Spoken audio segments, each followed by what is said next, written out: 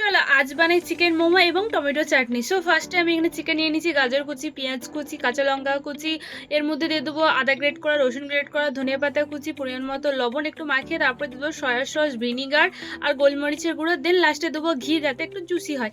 দেন অন্য সাইডে একটু ময়দা নিয়ে নেবো, তার মধ্যে পরিমাণ মতো লবণ আর সাদা তেল দিয়ে ভালো করে মেখে নেবো। এখানে ফুটান্ত গরম জল দিয়ে আস্তে আস্তে করে মেখে নিচ্ছি, শক্ত করে একটা ডো বানিয়ে নেবো। তারপরে এটা কাপড় চাপা দিয়ে আধ ঘন্টার মতো রেখে দেবো। দেন টমেটো চাটনির জন্য আমি এখানে শুকনো করে শুকনো লঙ্কা, গোলমরিচ এবং রসুন আর টমেটো ভাপিয়ে নিয়েছি। তারপরে আমি সিলেটা বেটে নিচ্ছি, তোমরা মিক্সিতে বাটতেই পারো, বাট সিলে একটু বেশি টেস্ট হয়।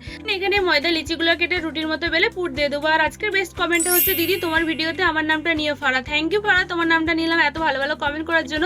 সো মোমো রেডি, এখানে স্টিম করতেও বসে দিয়েছি। আর চাটনির জন্য কড়াই তেল দিয়ে এখানে চাটনিটা দিয়ে পরিমাণ মতো লবণ দিলেই আমাদের চাটনি রেডি। আর গাইস ভীষণই টেস্টি হয়েছিল মোমোটা আমাদের রেডি। আর দু রকমের মোমো করেছিলাম, ভীষণই টেস্ট। তোমরা বাড়িতে অবশ্যই ট্রাই করে, ভালো লাগলে প্লিজ লাইক এন্ড সাবস্ক্রাইব।